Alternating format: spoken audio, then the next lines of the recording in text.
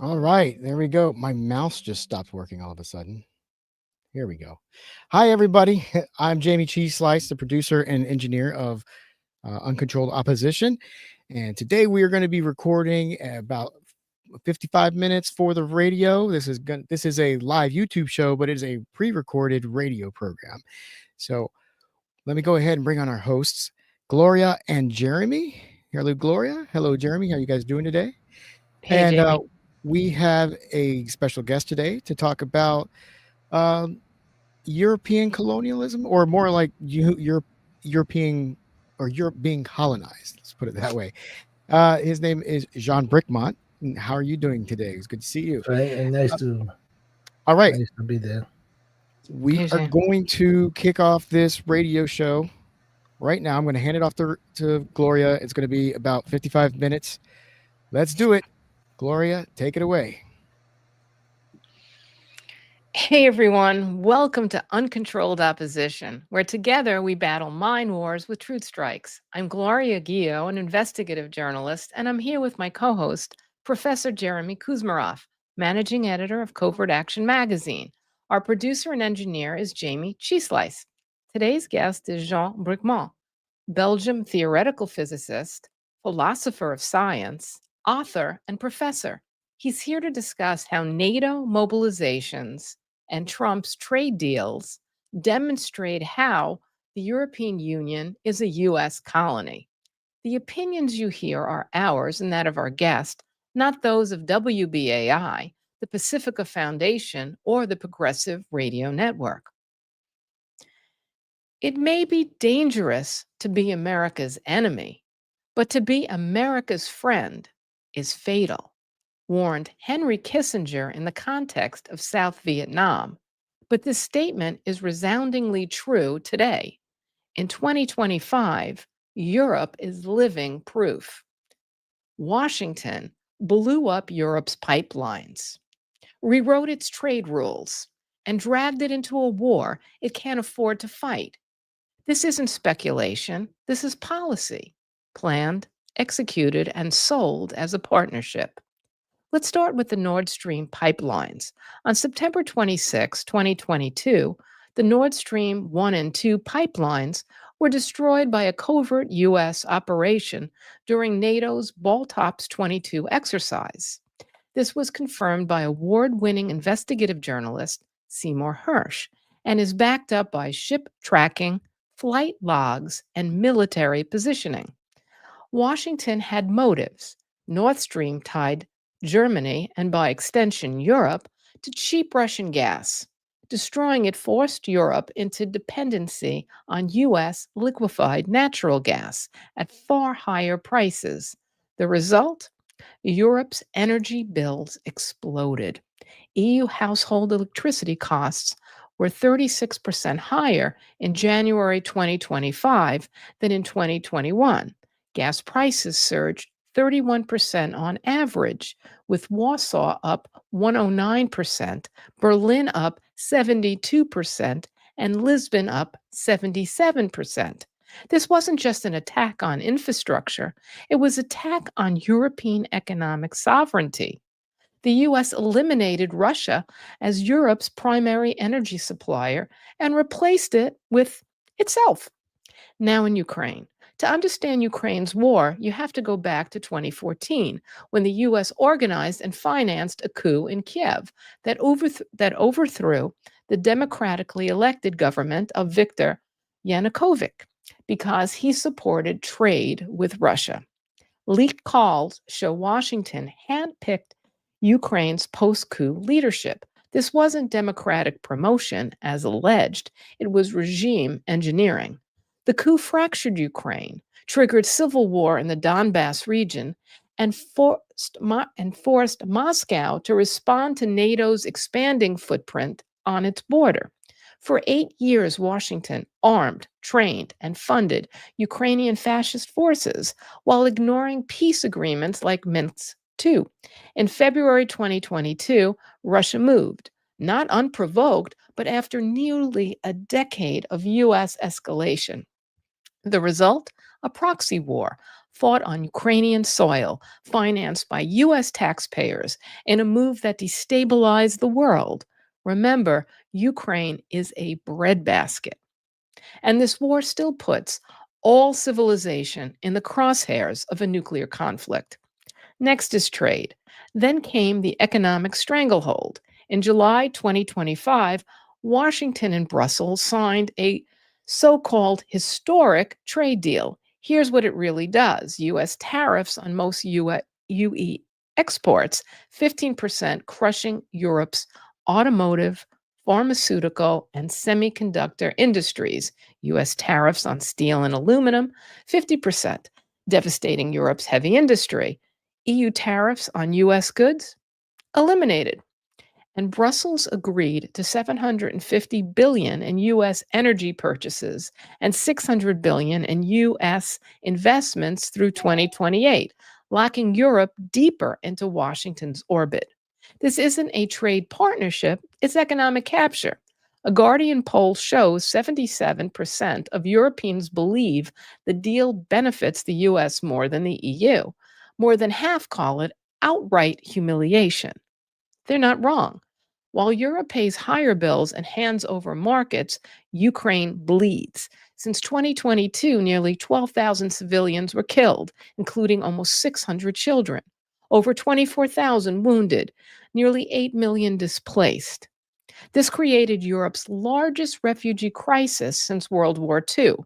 Washington greenlit this war, extended it, and profits from it.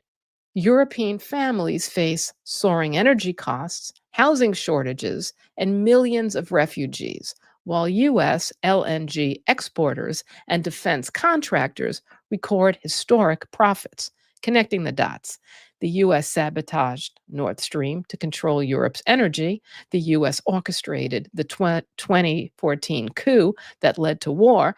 The U.S. locked Europe into a trade trap that drains its industry and sovereignty. And through it all, Brussels calls this an alliance. Europe didn't just lose its pipelines, it lost its independence, it lost leverage, and it was dragged into a war it didn't choose, can't afford, and won't win. Kissinger warned decades ago that being America's friend could be fatal. In 2025, that's not a warning, that's Europe's reality. Thank you. John, please tell our audience a little bit about yourself, and then from your vantage point in Brussels, what's going on with pro-US propaganda versus the truth felt by average Europeans? What do you see happening in the near future and long term? Thank you. Thank you. Thank you very much for having me. Well, I think it's a very good introduction because you describe very well the situation of. Do you really need my, like, you prefer that I put the headphones like this, or is it bad? Do you have an echo now? It's okay? But You're fine. You're fine. You're good. Just we can hear you. I wanted to say that you very well summarized. Jean, we just lost your sound. Yeah, now you're muted.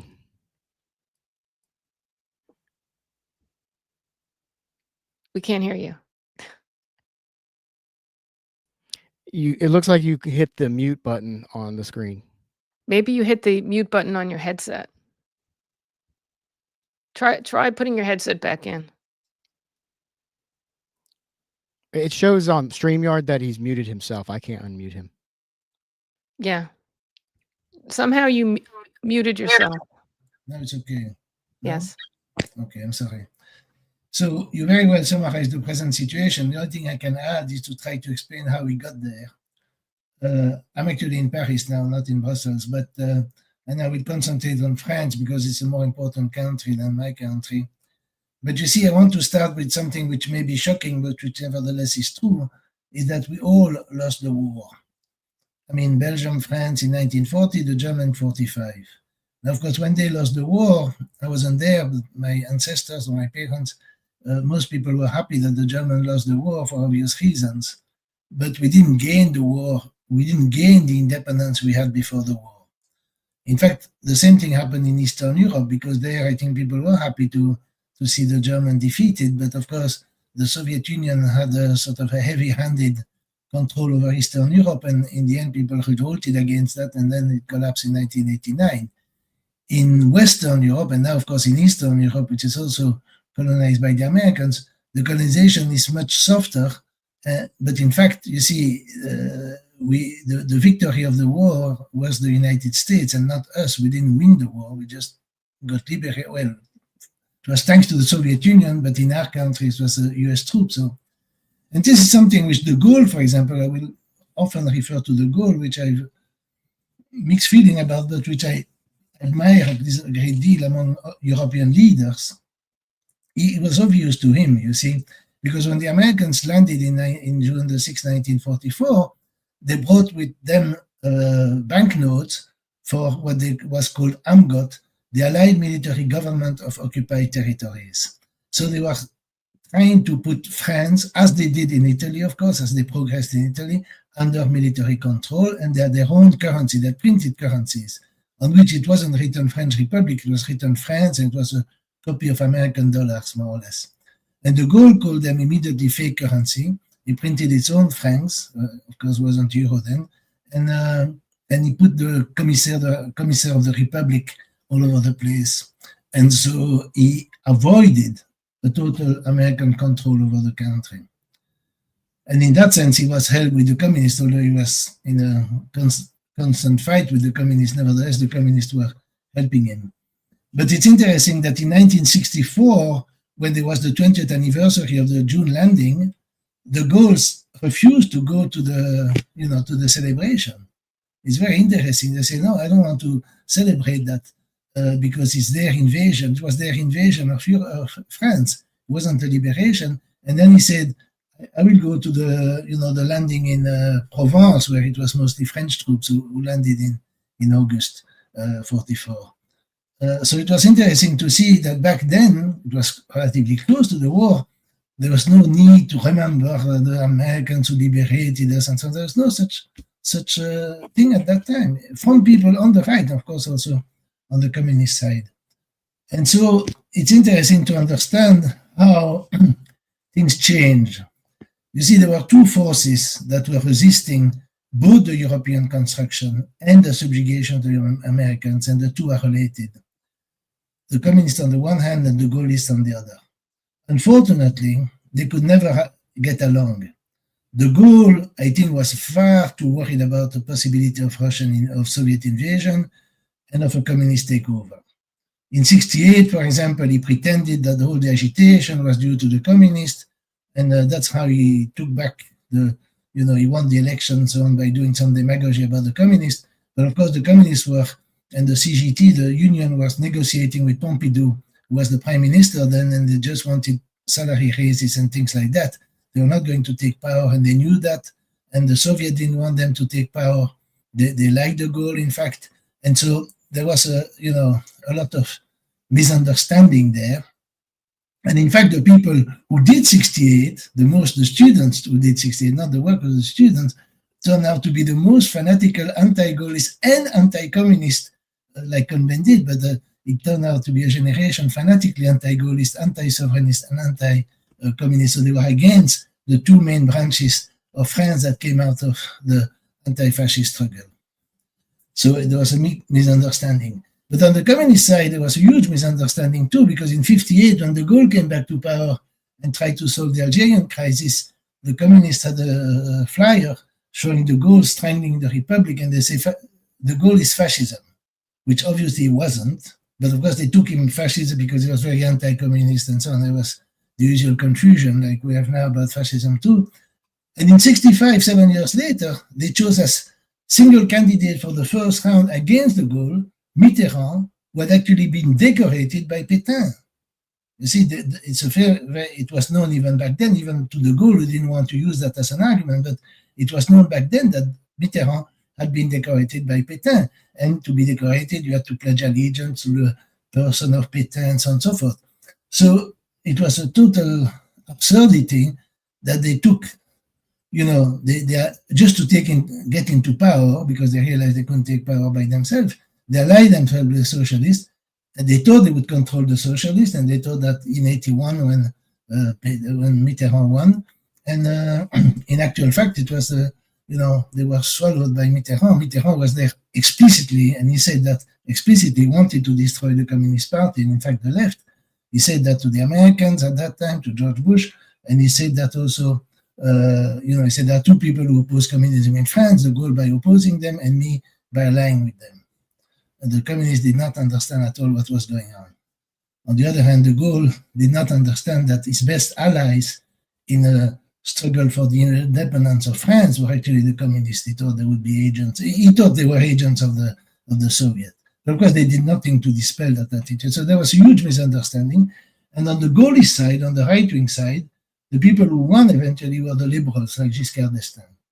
And the liberals were, first of all, fairly pro-American, not as much as now, but still. And of course, they wanted to construct Europe. And on the left, of course, as I said, the people who won eventually were the gauchists, the leftists from 1968 and Mitterrand. They were not the same. Mitterrand was more, old-fashioned, but still, Mitterrand's victory was the victory of the new philosophers, of also the postmodernists, of Foucault and Bernard-Henri Lévy, and all these people came to power in the universities, in the publishing house, in the media, and so on, and they took over. And from then on, they have basically controlled everything. So everything has been destroyed, basically, of both the sovereignist right and the sovereignist left.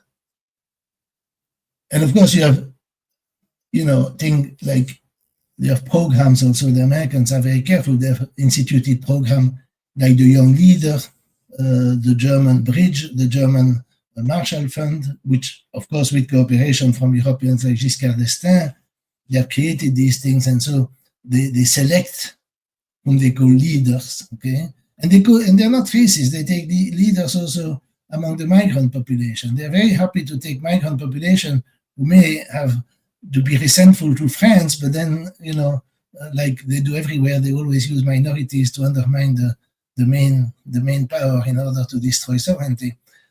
And then, of course, Mitterrand launched the European construction. But the European construction is interesting to see that before the war, the World War II, Hayek was already pleading for the European construction because he said this is an antidote to socialism or to social democracy.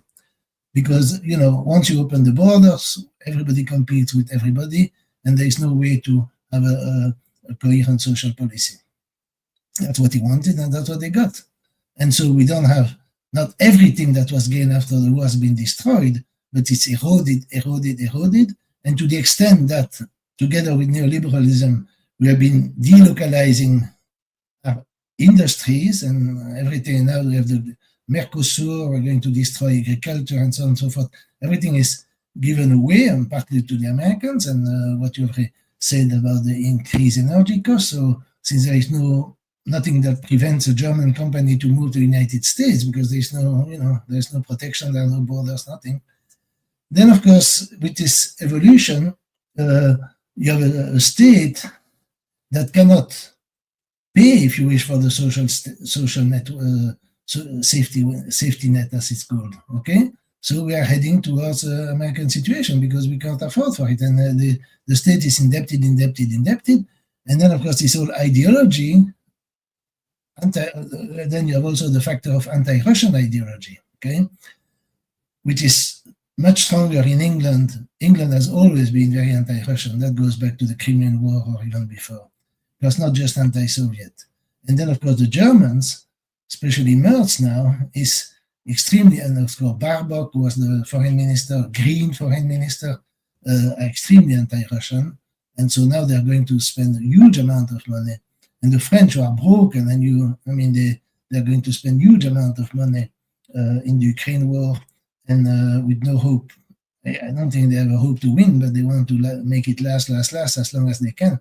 I mean, it's totally insane. I mean, I don't like the Americans. I don't know any American leader that I really like, but to some extent, they defend the interest either of their ruling, at least of their ruling class, to some extent. But in Europe, they don't seem to defend anything. There's no national defense whatsoever. I must say, Merz is particularly, a case because my companion says that people revolt against their parents, but then they imitate their grandparents. And I think what happens with Merz is more or less that he's very close to his grandfather, who was fighting with the German army, or was a Nazi and so on. And Baerbock was the same thing. It seems to me that these people are really very, very,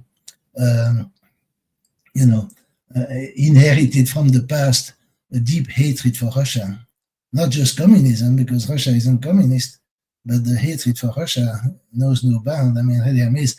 And then if I take Germany, of course, they have some reserves. They don't have so much borrowing. They're not so indebted as they used to be, but they're going to be more and more.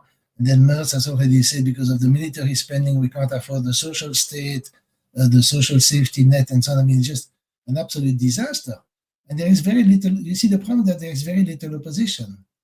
Because, at least for France, I think it's the same thing with the Greens, they have, you have what I call the human rights ideology. By that, I don't mean I'm against human rights, but I'm against the ideology which leads us to wage war against everybody and thinks that we should run the whole world and impose human rights everywhere, which is, I wrote my book on that, humanitarian imperialism, many years ago, but I think it's still relevant today. And so they have, of course, understood that now we have to fight Putin, who is a dictator, and he wants to crush a democratic Ukraine. I mean, all this is fantasy, but they believe that.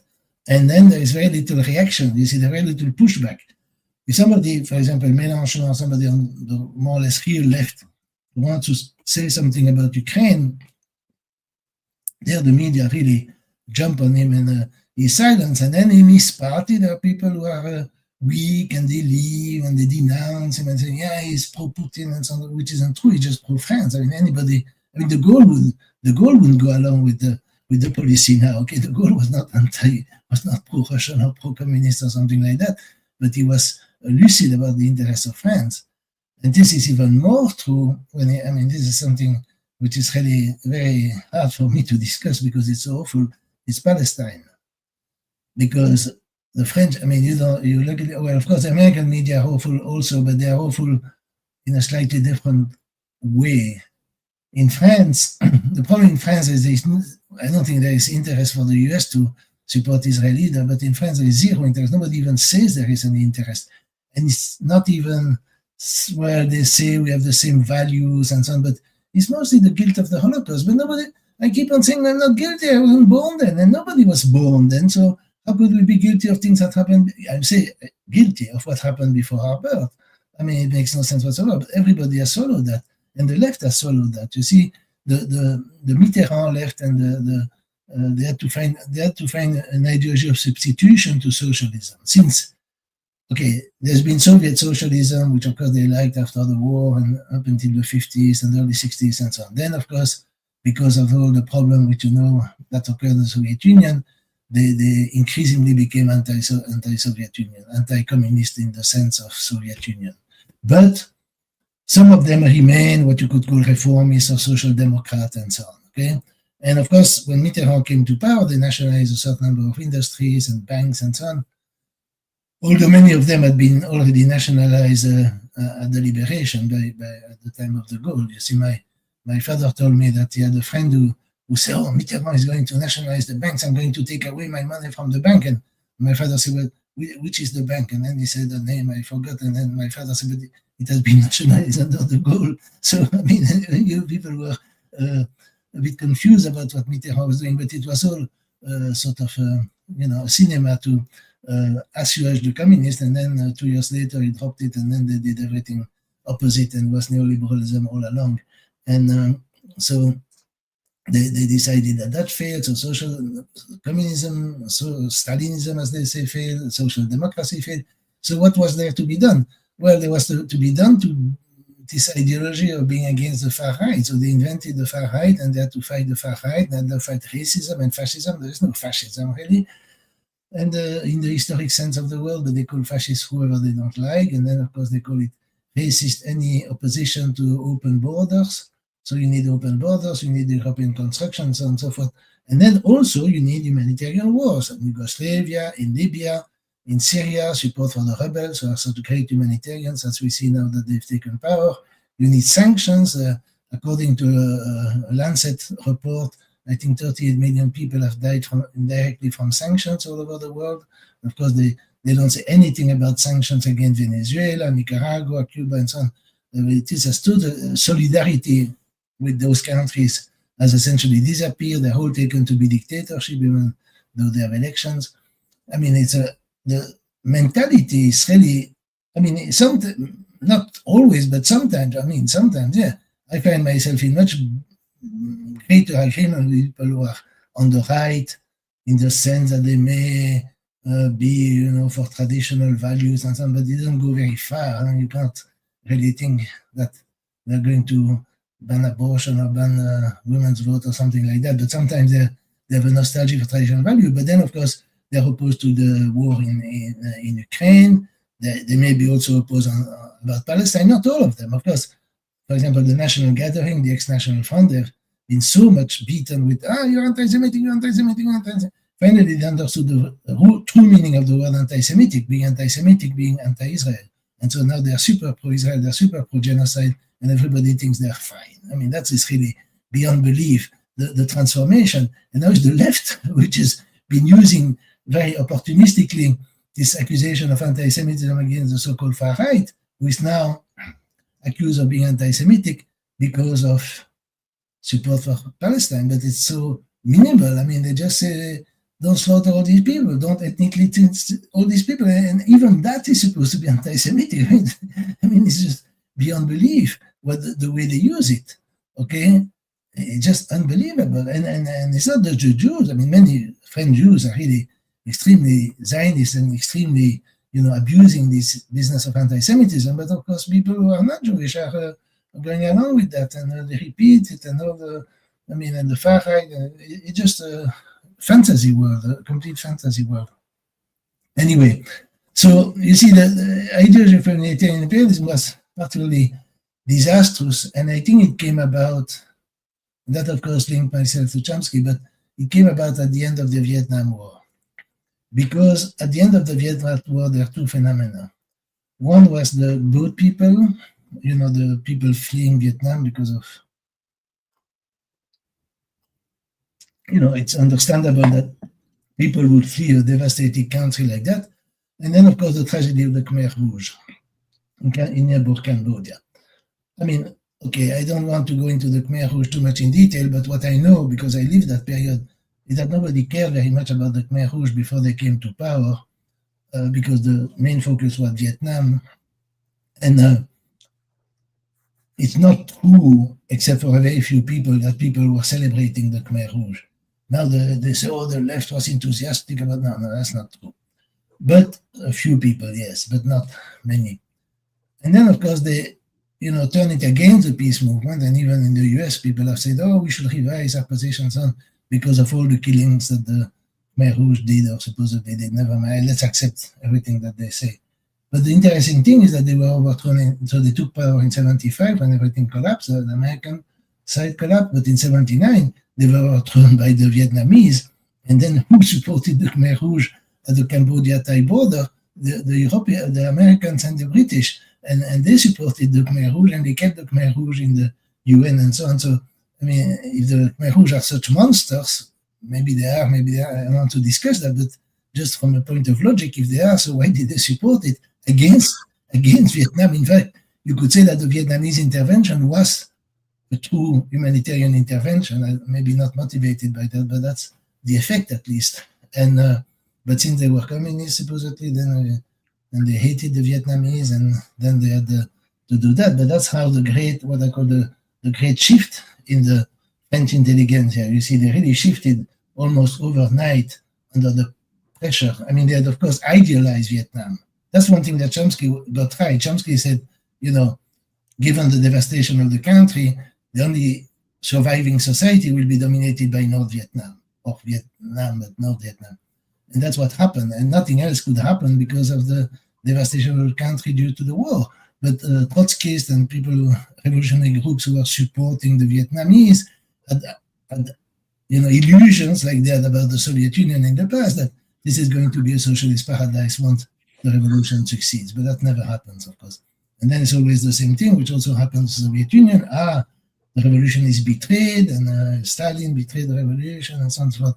They always come with such a mentality that they hate what they used to support because it doesn't fulfill their fantasies, rather than realizing that what they expected was fantasies given the material condition of the revolution or liberation. They did that with Cuba, they did that with Venezuela, they did that all the time.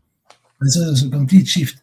And then, from then on, there was people like Kushner from Doctors Without Borders and Bernard-Henri Lévy, and all these people who came with the idea of humanitarian intervention.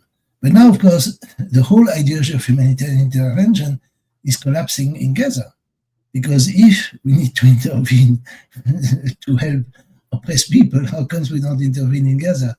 I mean, they could just send boats with military escorts with food and medicine. And the Israeli wouldn't do anything. They wouldn't attack French and British boats. I mean, they don't have the means to attack them, because the American might. But you see, the Americans are also in this ideology of humanitarian intervention.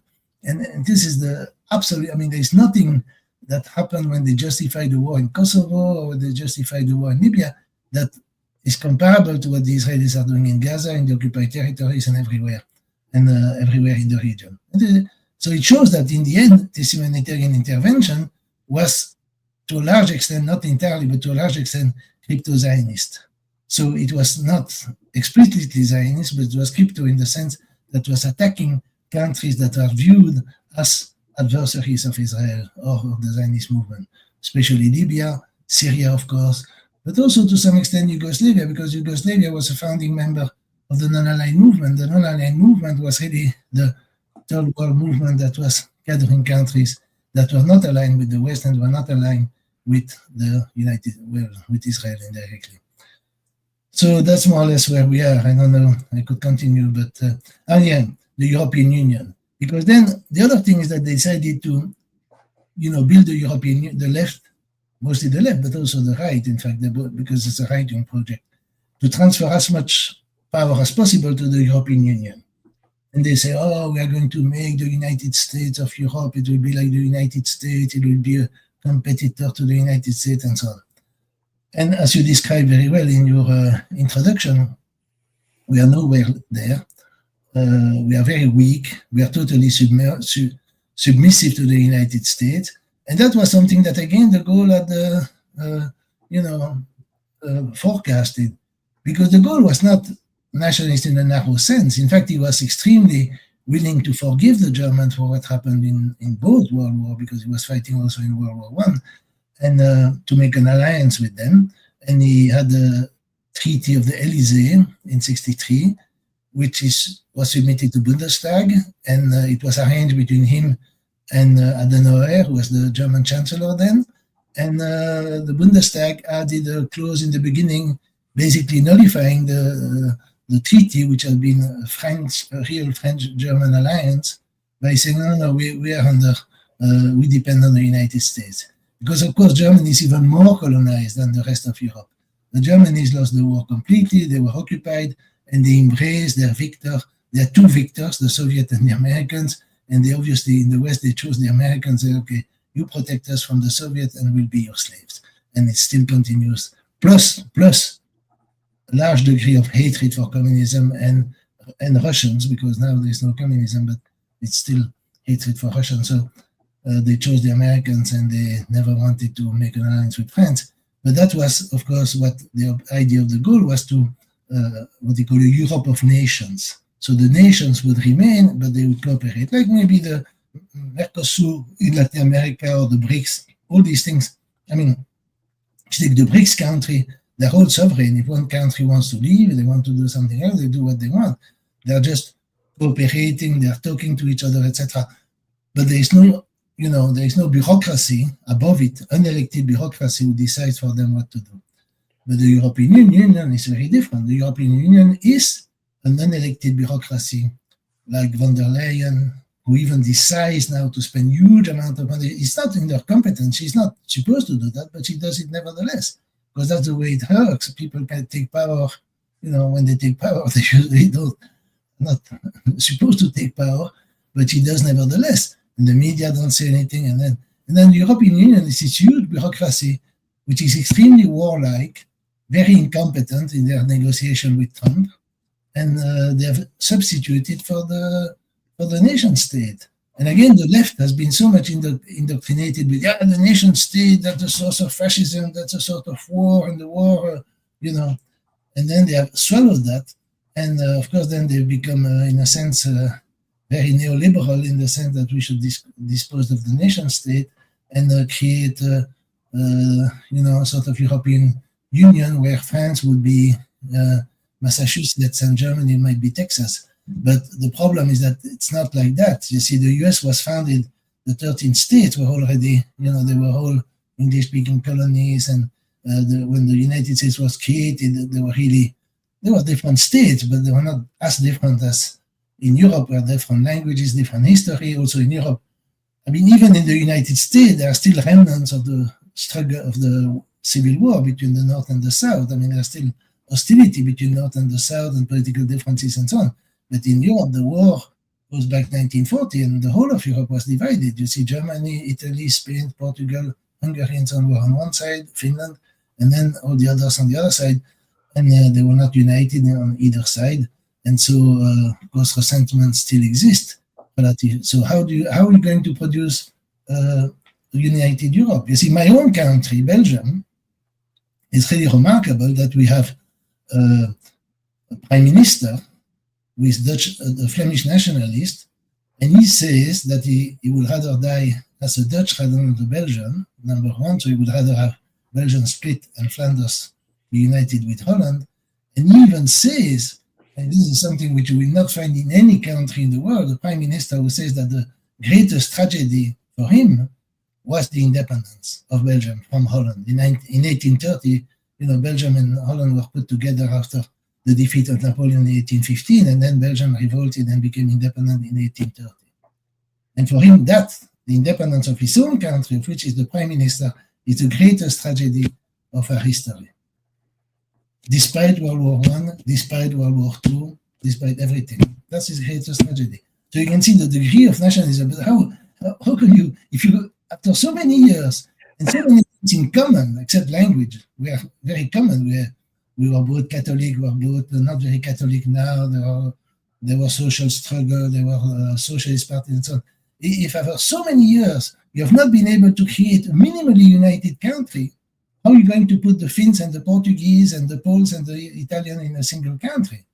You see, this can only work if you give the power to an elected bureaucracy.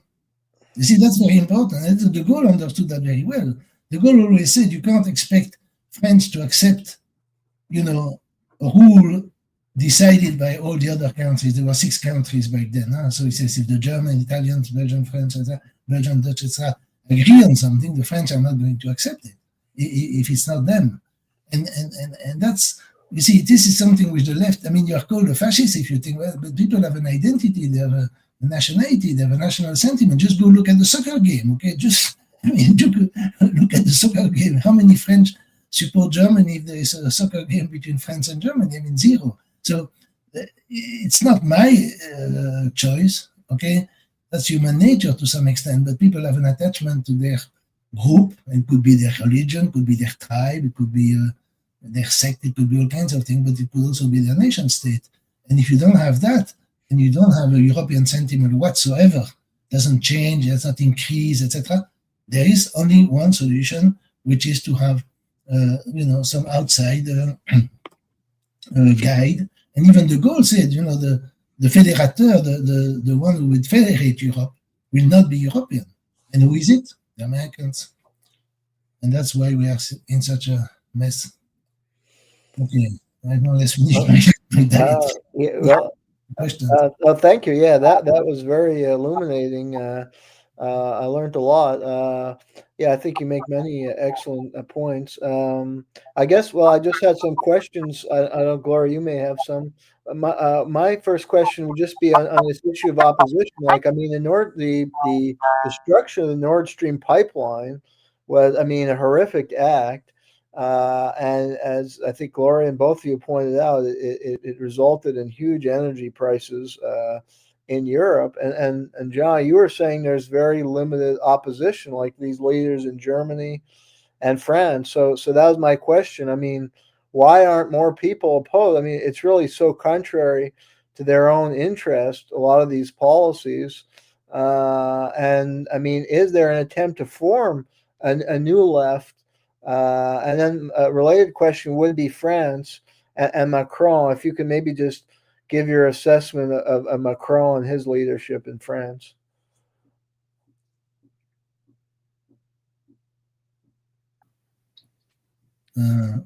It's okay now? You hear me? Yeah. It's okay? Yeah. Okay.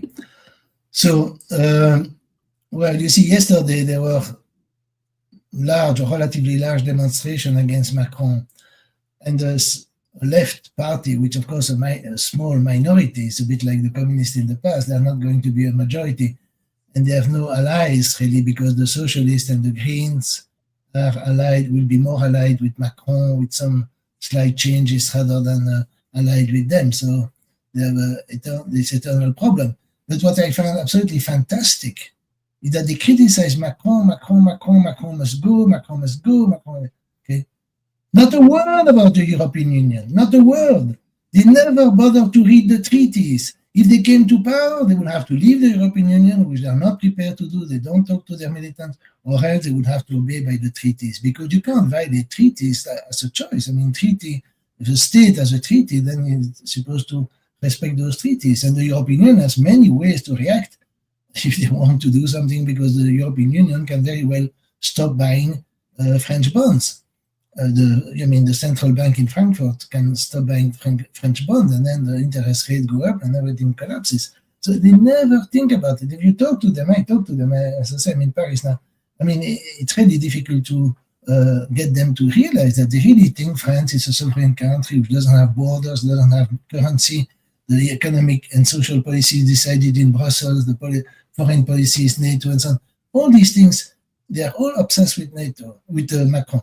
And I say that's like in the war. If in the war the resistance had been blaming Pétain without ever saying a word about Hitler, I mean, that's more or less the analogy. And I think would be that didn't occur back then, but it's totally blind. So there is no way we don't get anywhere. And in Germany, I don't know, but the Germans are probably that. Maybe that's like our Trump derangement syndrome. They focus on the individual, not the systemic problem. Yeah, that's partly true too. But I had hoped, in fact, I had a friend in the United States who hoped that Trump would force the Europeans to revise their subservience to the United States, but nothing like that happened. I mean, they hate Trump in a sense. Oh, he's a dictator and so on, which isn't quite true, and that's not the point.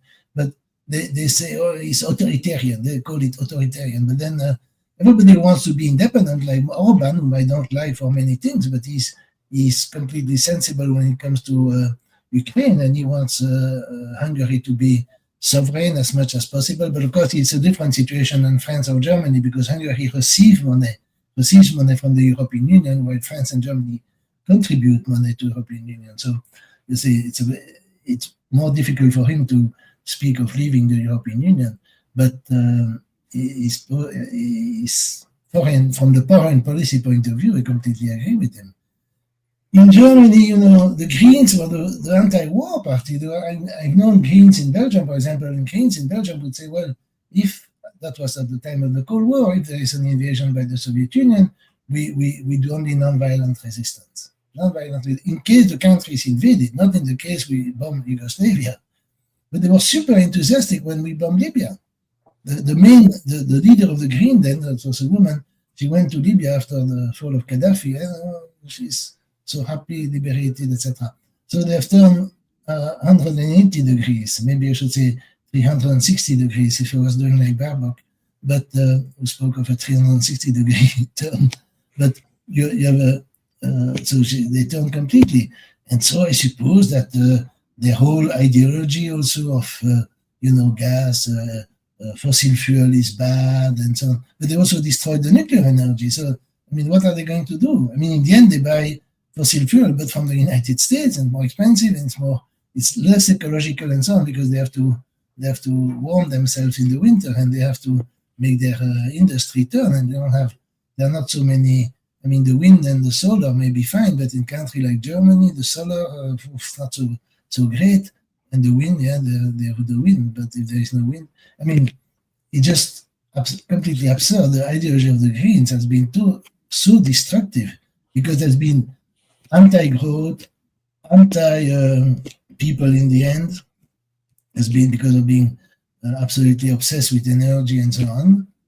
And not in consistent way, because you could be worried about global warming, and then you could be against fossil fuel, but then you should encourage nuclear energy, because there is no real alternative, and they destroy the nuclear energy. So and as a physicist, I'm rather favorable to nuclear energy, but not too much, but still. And then they should be coherent. But they are it's a very petit bourgeois ideology. It's not at all like the old left, which was based on the workers. It's completely linked to petit bourgeois, and then of course nationalism is a bad thing, and then they have also swallowed. They have also the guilt feeling. So every expression of nationalism is fascist.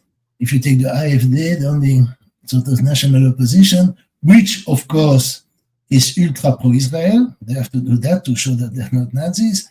And it's very funny to see how much they can be pro-Israel in order not to be Nazis. I won't go into that, but it's really extraordinary. And then of course they are completely liberal from an economic point of view. So it's really, I mean, they would probably criticize the Nord Stream, but I don't know German, so I mostly focus on France. But I know the German Greens, how awful they are. So there is Sarah Wagenknecht. I think she made a technical mistake in some state in East Germany, in the former East Germany, by allying with the mainstream, but because she is afraid of making an alliance with the AfD. But you see, the problem with this, you can make an alliance, like during the war. During the war, the Gaullists and the communists were allied, but they were very different. And de Gaulle, by current standard, I mean, if I take his views on the family and so on, you might consider him far right. But he wasn't back then compared to Pétain, compared to the others. But I mean, you could make an alliance, like Mao Zedong made an alliance with the Kuomintang against the Japanese. There's nothing wrong with making an alliance when you want to save the country. And I think they should do that. Alliance, of course, limited to certain common goals. But they always, in the end, they always ally with the mainstream.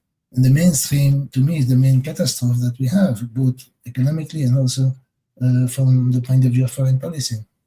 I was at one point a member of the Green Party in the United States, and I was marginalized and actually kicked out of the Green Party. Well, actually, not from the Green Party, but from the Women's Caucus by men who had invaded the Women's Caucus because they identified as women.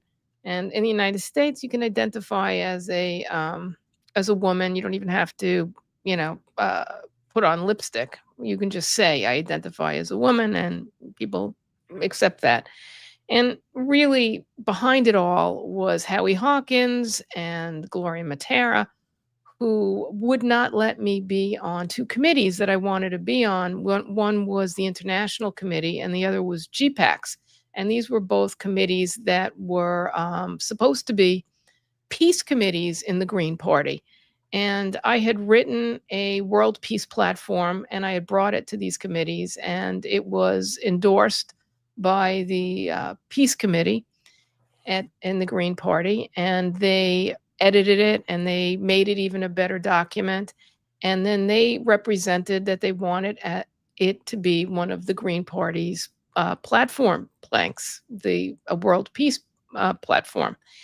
And it was never adopted by the Green Party. And this was at the same time that the German Greens became the pro-war party.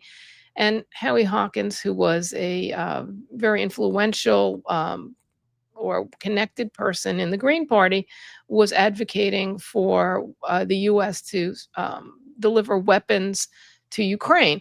So the Green Party became, in the United States as well as in Germany and perhaps in other places in Europe, really the pro-war party. And like you've written, under this concept of this fake humanitarianism, so I did see that in my own life, and basically what Jeremy and I, how we got the name Uncontrolled Opposition, is that what we found in many environments that we're in, as formerly left, these environments have become incredibly infiltrated, and these left parties have become controlled opposition, and you can't have the ethics and the policy planks that the left used to have. It's gone completely crazy. And anyone who wants to go back to the renaissance of the left, is excluded, marginalized, and removed. And that's been a problem in everything that we've seen. So, I mean, in our last show, we were talking about how huge the CIA's budget is, and how the security state has grown. I think there's like 18, agencies that are involved in this, and there's almost more members of this intel in our organizations, almost more than there are probably members these days. And there's all this kind of engineering that goes on, and the more we fight with each other in these groups, and the more of these groups fight with other groups, the weaker everything is, and we're a lot easier to fool. So I concur from a U.S. perspective what you're experiencing in Europe. It's quite disconcerting here too, and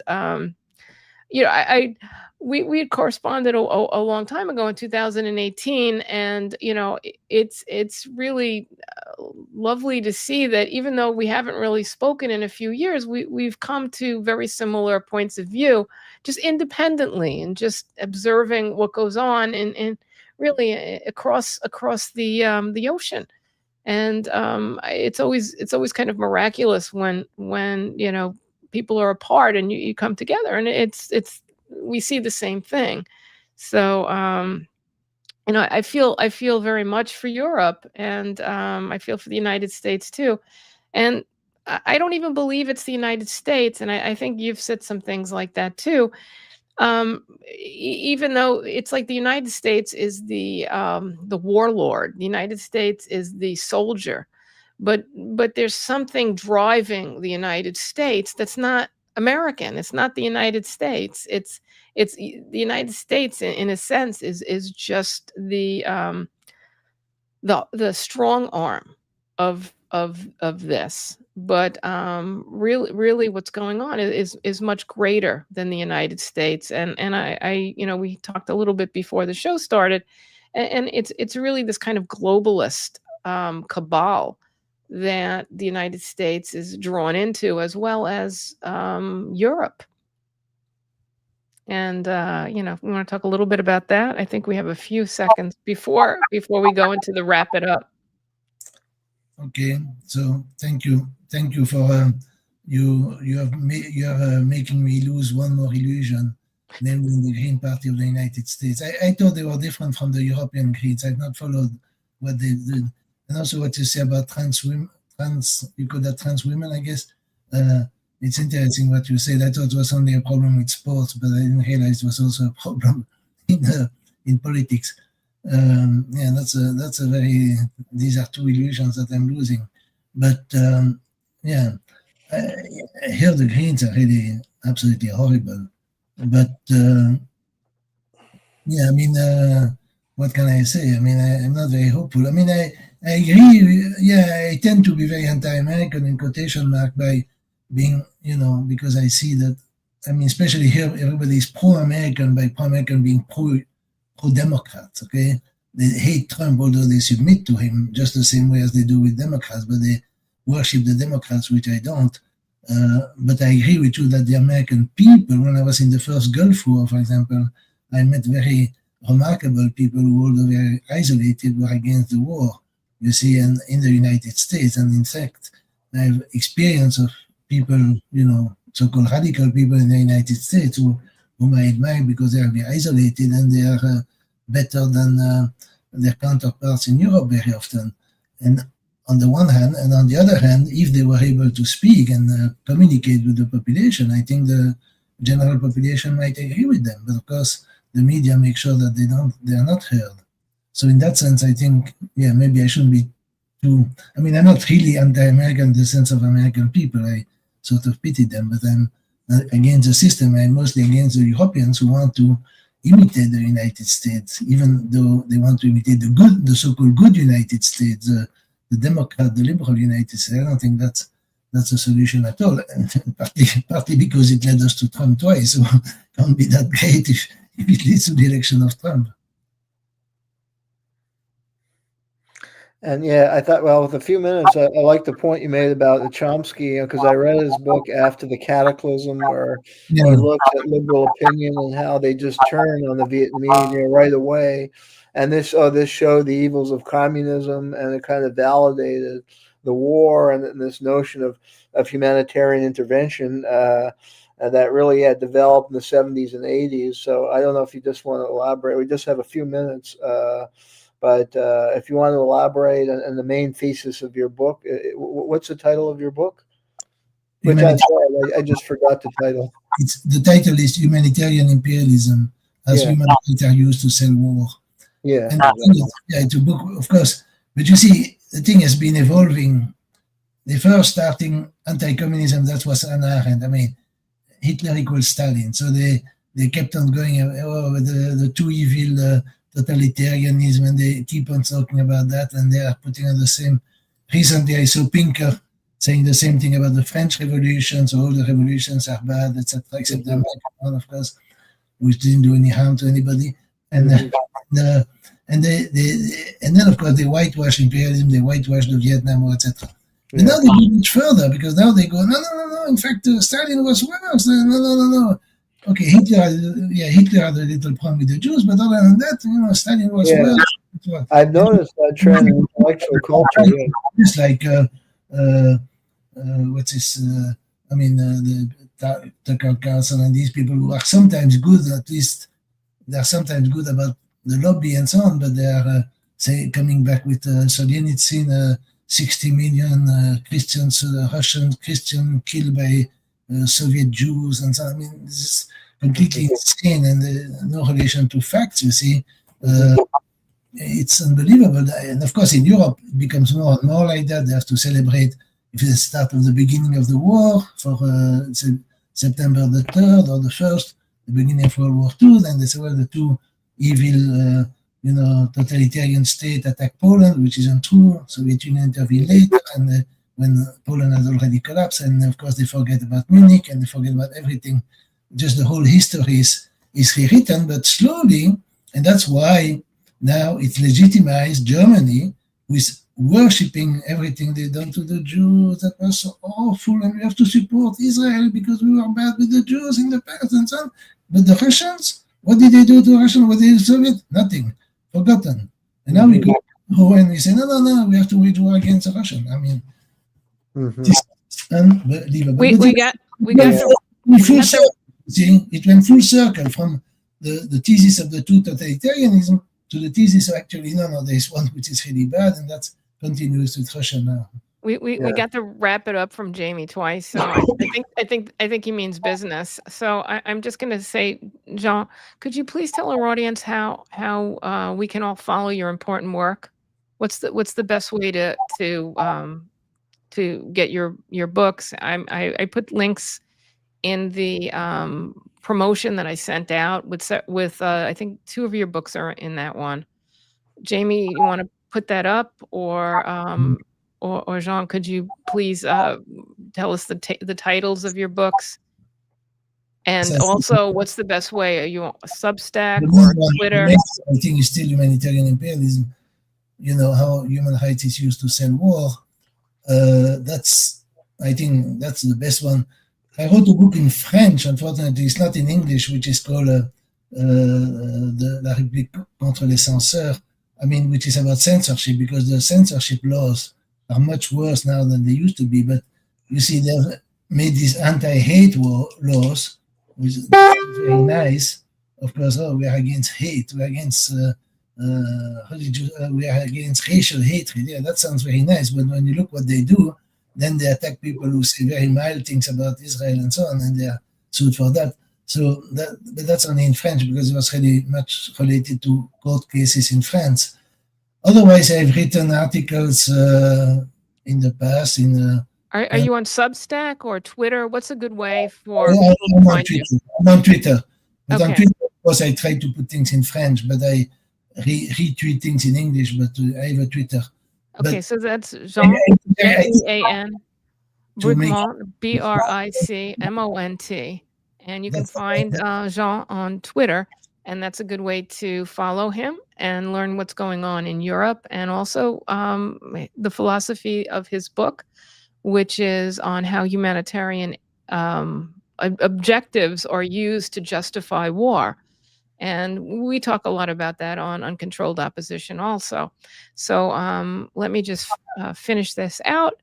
The opinions you hear are ours and that of our guest, not those of WBAI, the Pacifica Foundation, or the Progressive Radio Network. That wraps up our show for today. This is Uncontrolled Opposition. I'm Gloria Guillo, joined here by Professor Jayme Kuzmarov. Remember to like and share our broadcast. Your kind support keeps us going. Please find us on Substack, Twitter, X, and Podbeam. Thanks for tuning in. Hope to see you next week. Thank you. Thank you. Thank you very much. Okay, we're still live, but we're no longer recording for WBAI. So if you have any follow-up questions or anything, Jayme. I'm going to have to run. I've got an appointment in 15 minutes. Thank you, Jean. That was really illuminating and great to have you. Thank you so much. It's good to see you. I'm on Facebook too, by the way. But it's okay. I say I copy things in English, but I usually put them in French because it's more. But you see, I've been so discouraged since October the 7th. I mean, October the 7th, it was really. I've got to run because I have an appointment. All right. Thank you, Jayme. We'll see you next week. It was such a blitzkrieg, if you use this word, of propaganda that I was really I thought, okay, all my life has been wasted. You see, I've written all these things about peace, about Zionism, about all these things, about imperialism and so on. And then it seemed that it has a zero effect. Now, of course, the criminality of Israel is so blatant, so horrible, But how many Palestinians must die so that people open their eyes? That's really the question I'm asking. But now people are asking questions, and so maybe I will start writing again. I've been mostly involved in physics, I still write about physics, so I did it partly because of out of desperation. And it's to save our souls is why we do what we do. English, but I try to do things in French for the French-speaking public, although it's almost a lost cause. I mean, it's unbelievable, the situation in this country. Well, but again, it's like the US. If you talk to people, you can meet people and talk to people, especially about Palestine. Then secretly or privately, it's almost like in the Soviet Union. If people say things that are not politically correct, and in fact, they are very much not politically correct, but there is, of course, underneath the official propaganda in the media. But the media is surrealistic. Oh yeah, it's bad. We're heavily sanctioned and hidden, and we just keep going, and one of the reasons that we do that, and I think perhaps you do it too, is that we have to. It's this compulsion. I mean, we have without at least trying in whatever way we have, we're giving in, and my conscience won't allow it, and I believe the same with every one of our guests, especially you, Jean. It's your conscience that makes you keep going, because even if there's not as many people listening, it's still our obligation to bring this information to people and to bring it to the public. And hope that if one person hears and it changes one mind, it's worth it. And the powers want us dejected. They want us to give up. They want us to feel fatalistic, failure, as opposed to it. And our resistance is refusing to give in. Yeah, I mean, I admire you. I admire Americans like you, maybe even more than people here, because you are in the belly of the beast, and you have all the financial sector against you, and the ideological sector, and the far right, and all these cases, like the guy who was shot yesterday. I mean, not that I don't think it's a good thing to shoot him, but nevertheless, he was quite a piece of shit, to say the least. And there are all these. I mean, you have these completely crazy people, which we don't quite have here in Europe. But the problem in Europe is the mainstream left liberal are so awful. I mean, I think one Chomsky said that one expects more from France than what is actually shown. I mean, it's so terrible. I mean, if you think of the resistance, you think of not 68, but all the movement. Then, I mean, there were some positive aspect of 68, and all this has disappeared. All things has disappeared.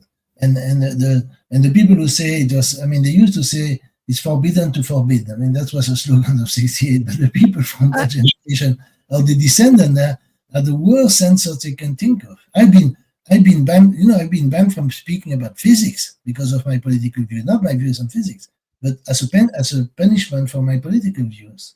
I just need to say that, from Uncontrolled Opposition, that, while we might not agree with Charlie Kirk and his philosophy and what he represents, we are very saddened by his assassination, and our heartfelt, condolences go out to his wife and children. I mean, he was a very young man, and it seemed from the things that I was reading that he had turned on Israel. I don't know if you've gotten some of that stuff yet, but he had turned against Israel, and he was starting to critique Israel and what they were doing in Gaza. So there are people, I'm not, in that circle, but I am reading on Twitter that there are people who believe that he might have been whacked by Israel. And even though Netanyahu is coming out and saying all these wonderful things, it could be cover. It could be covering tracks. It could be all kinds of things. So not everything is as it seems, and people grow up and they change, and Charlie Kirk was 31 years old. He was a very young man, and it's very sad to see that.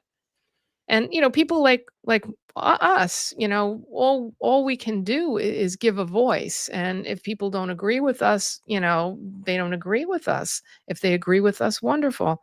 But to be killed, to be assassinated for what you say is very chilling and truly and truly worrisome for all of us.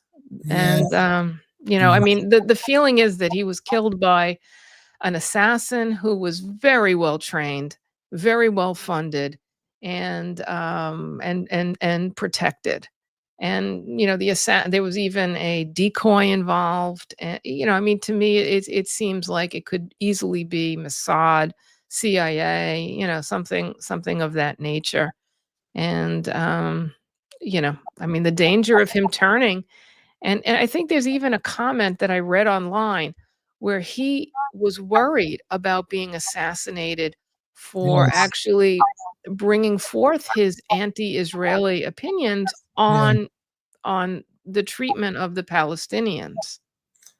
Yeah. So, True, but It's he's possible. saying so. Yeah, but you see, you also, yeah, he did say that from what I know, but he was a bit crazy. He could also be paranoid when he said that. I mean, everything else he's been saying was quite crazy. And he's also saying that empathy is a word which belongs to the new age, and I don't like empathy.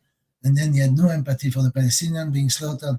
I mean, it still seems to me that the same day, there's no mention of all the Palestinians being killed in the same day that he was killed compared to the hoopla. I mean, okay, I'm not defending the killing. I'm not, and you can express condolence to the family if you want, but I can't feel much empathy for him, given it's like empathy for people like me. I mean, I'm not Palestinian, but if I'd been killed, they would have said, "Oh, one less leftist." I mean, he was really horrible in many ways, and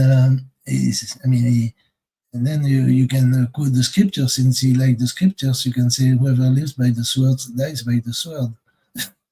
many people on Twitter were saying that, and I'm not, I can honestly say I'm not rejoicing like people do. No, people are rejoicing, but of course, I can honestly say I've never listened to him. So he wasn't on my radar at all. So I don't really have an opinion on him one way or the other than he was a young man with a family, and he spoke what he believed. My concern is if this is a political assassination, you took out somebody who has virtually no political power. He's really just a propagandist, and I viewed him as a blowhard, like a Rush Limbaugh type. And you took out someone like that. I think, Jayme, it was done for political reasons, but it Jayme, I think you underestimate the power of social influencers. There's a huge amount of power, and not necessarily, thank God, to people at our level where we're there and we exist. But he was really making a difference. He was accredited for getting Trump a tremendous amount of votes from young people. So he does have a very strong base. So, I wouldn't discount that. I wouldn't discount the social influencing. He is a significant player, but he himself, he's a tool of the power. He's not powerful in his own right. Right. Maybe he would be given another 10 years, and if he entered in politics as an actual player. But it's like the way I see it, maybe this was a hit. Like the powers that be said, we got to take him out for whatever reason. Maybe it could just be somebody that disagreed with him on his politics. I don't. No. It's too all good a shot speculation at this point. It fits the pattern of an assassination It by does, the deep state. By the intelligence arms, because of it has the telltale signs of it. It does, but we don't know. That's the problem. We don't know what it is right now.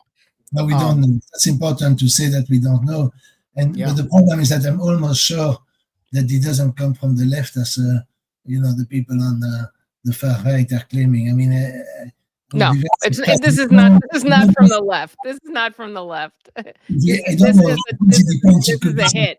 anti-fab, This is but a hit. even that I don't believe, because you need a very. On the other hand, as Caitlin Johnston makes the point, I mean, why would you have such a very highly trained shooter with all the, it was obviously planned, and there were these, patsies and so on, and why would they take him out rather than Trump or Rubio or somebody, if they really wanted to act against the powers that be? This guy he was bad, he was an influencer, but he wasn't really powerful. So, I mean, it could be a false flag, could be all kinds of things. I'm quite sure that there are anti-fas that are crazies, but it's not that crazy.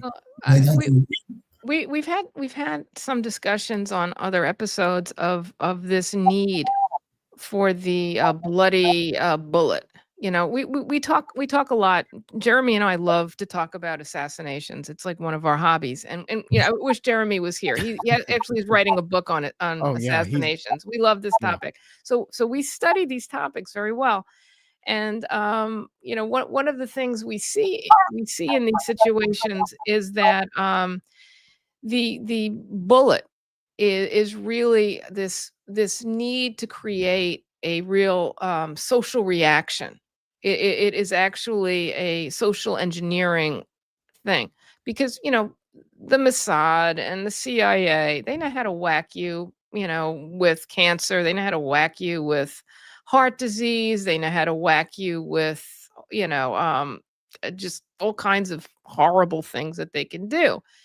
They wanted to create this this fear, this tension, this confusion. This is a social engineering attack.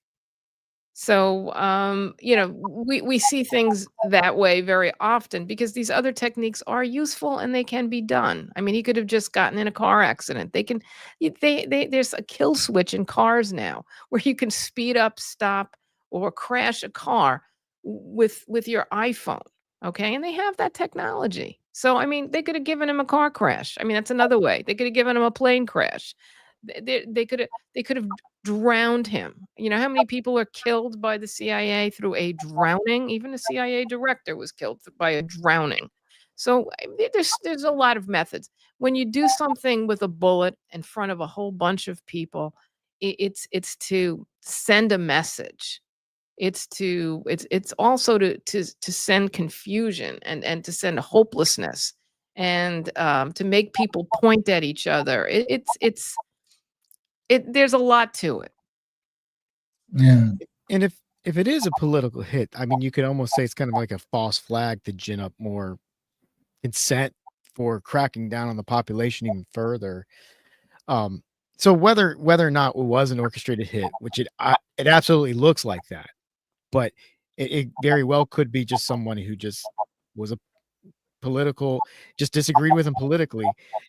Whatever the truth is, they're going to blame it on there. They're going to blame it on that, and then use it, whether it's a false flag or if it was real. They're going to use it for the same way to get the result they want, which is more crackdowns, more suppressions of our freedoms, and the other thing is they elevated Charlie Kirk. They made him bigger than he was before by doing this. They turned him into a martyr, and that's going to make there's going to be copycats of Charlie Kirk coming out more and more now and saying the things that he was saying. Because I've seen some of his speech on Palestine and it wasn't good, but I mean, I've heard that he was changing his tune recently. But yeah, he was. For sure. We had an interview with this woman who used to be on TV. Anyway, I forget now her name, but was also changing. I mean, people are turning. Yeah, I mean, the Young Turks have not changed very much, but now they're very much anti-Israel. I guess Tucker Carlson has changed. What's this woman who accuses Madame Macron of being a man? What's her name? You know this black woman. I know who you mean. It slipped my mind, but I know who you mean. Yeah, I mean, I can't pull it out at the moment, but I know exactly what you mean. Yeah, Tucker Carlson is was someone that I really didn't like when he was a young man, and I now like very much and listen to often. And people grow up and they change, and 31 is really not giving anyone a chance. I And didn't realize he was that young. yeah, he's very young, very I young. mean, he was really operating like somebody who was in their late 30s, early 40s. So he was ahead of the game. There was hope for him to change, but anyway, No. let me let you all move on. And Jean, thank you so much for joining us today. It was wonderful to see you, and Jayme, thanks for all your help in pulling this together for us. Thank you. Can one get a slice of cheese? Yeah. Fromage. Yeah, I like I love cheese. Fromage. Yeah, fromage. It's yeah, I love it. And I know they say it's almost like a drug, but that's fine. Maybe that's the one I'm hooked on. These are American cheese or French cheese? Or? When I picked this name, it was just I needed a handle to get online. And I just was in the kitchen and I saw cheese on the counter. I said, "Oh, CheeseSlice." There we go. I just put it in and then it just stuck. So, but I'm good with that. It was American cheese. The crappy sliced American cheese is what it really was. The inspiration for it. Okay. Thank you very much. Cheesy. Lots of cheesy jokes. Hope to see you again sooner. All right. In 8 years. Let's go ahead and wrap this up, guys. Thank you so much for joining us. Thank you for everybody at home watching. I'm going to edit this for the radio, so keep an eye out or keep an ear out for it on the radio in a couple weeks. And this is Uncontrolled Opposition. Thank you for watching. We'll see you again next week with another interview. Hope you have a great weekend. And also remember it's 9/11. So, never forget, as we like to say. But also, don't just take their word for it. Also, we have a great show on 9/11 with Kristen Gasparini. So check that out. Yeah, not all is as it seemed. So got to take a dive into that. It was in 1973, but anyway. Oh boy! All right, we'll see you guys. Bye bye. Bye bye.